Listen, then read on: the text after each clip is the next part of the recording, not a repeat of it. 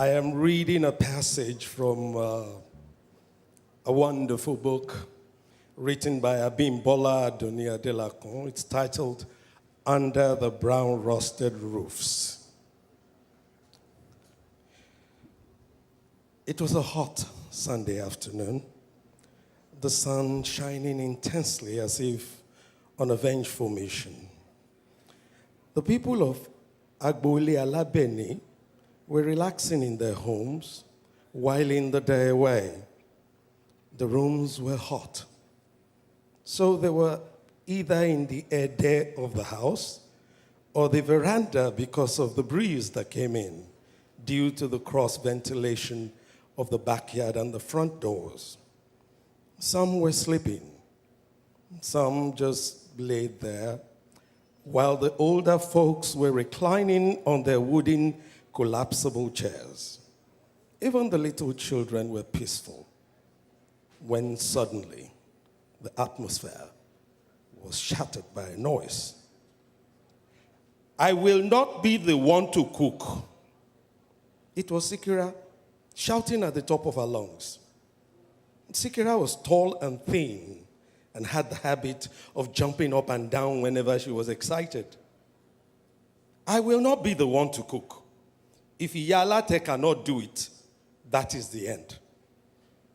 Your head has attracted bad luck, Afusa countered at the top of her voice too, standing on her toes in order to reach Sikira's height. Am I your equal? You met me in this house. I am your senior in every respect, Yeye girl. You are the Yeye person. Your head will make you the Yeye person. The most senior wife, Motara, Iyale Agba, as they called her, stood apart, her arms folded across her breasts, watching as the two women tore at each other's throat. She was a short, fat woman with a mound of breast thrown on her chest, and equally large buttocks that tilted her backwards. She slapped one palm against the other, interlocked them, and placed them against those breasts. Her jaw was tilted up. Both of you, Iyagba said, pointing to both women, do you want to remain the mothers of your children? I will remain the mother of my children, both fighters said simultaneously. Nobody will take my place, Afusa added. You want to reap the fruits of your labor, Abi?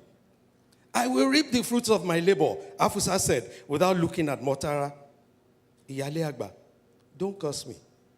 I don't have scales over my eyes that can prevent me from looking an elder in the face and talking back, Sikira shouted. Both of you are now fighting because you don't want to cook for your husband's mother, Abi. Sikira, Afusa, the two of you will grow old one day, and your sons will get married. Is this what you want to reap? Both of you are foolish and lacking in home training. Iyale Agba, Afusa muttered, still looking away. Don't drag your seniority on the floor. Please respect yourself. I should respect myself. You dare to insult me, Afusa? If Sikira is not displaying any sense, we can say it is because she is young and immature. But what about you? Iyale Agba, don't say that again. I have as much sense as anyone. You do? Yet you still fight over cooking for your husband's mother? Don't tell me what to do, Sikira screamed. Nobody should tell me what to do at all. How can you ask me to cook for that woman when this one, whose eyes blink finto like the lamp of Satan, is doing nothing? You cannot continue to cheat me in this house just because you are older. I am nobody's slave. Iyalate, I have had enough. Wait, who is this one with legs as thin as a crooked stick talking to? You can't even measure me with your mother at home? Iyalate, I did not bring my mother to this house. So don't ever refer to her again. If your own mother does not mean anything to you, it was at this point that Alhaji waded in. He had locked himself in as soon as the quarrel began. He listened, and as soon as he heard them insulting each other's mothers, he knew it was time to come out. He burst into the room and almost stepped on one of his children who stood by the door watching the whole show. I suppose you women want me to get angry, he said, as he burst into the air there, his agbada billowing behind him. Get angry if you want to get angry, Sikira shouted back. Agbaya, you will lock yourself up in the room and come out and tell us you don't want to get angry. Get angry. Sikira, did you run into madness or did madness run into you? I don't know which one of you ran into the other, Sikira replied. Ha, Sikira, what? What is Sikira what? Sikira, it is me, oh, Alhaji said. So? She asked, eyeing Alhaji, what are you going to do? Sikira, have you forgotten that this is my house? And I, Alhaji Chief Arigba Buwo, married you with my money. So what? As a reply, he gave her a slap that sent her flying across the room. Alhaji has killed me, oh, she screamed as she fell down. She got up quickly, held his agbada in a huge fold, and started screaming, kill me. Kill me, let me die. Alhaji is killing someone today. Sikira, leave my cloth. Leave my cloth. No, you will kill me first. Sikira continued to shout. He gave her several slaps, pushing her away at the same time, but she held on stubbornly. Then he turned the slaps to blows. At this point, the other two wives intervened, trying to separate them.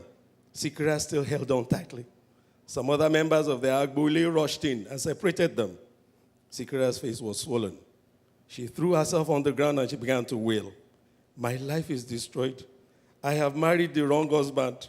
They want me not to marry another woman's husband, oh, but I refused.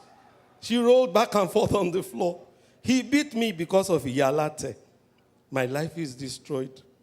Shut up your mouth. It was Baba Ansale's voice. He was a short, wiry old man who was stooped with seasons of life, but was never absent at any scene of a fight between a man and his wife. He was the oldest man in the Agbole, with a strong voice that belied his years. What are you crying about? A woman throws out her character and blames her head for not giving her a good husband. What if he beats you because of Afusa? Is he not your husband? Sikira stopped wailing, began to whimper. The other women asked her to get up from the floor. Let her not get up, Abansale continued. See her eyes dripping water like that of an Igbiri. Sikira got up from the floor, still whimpering.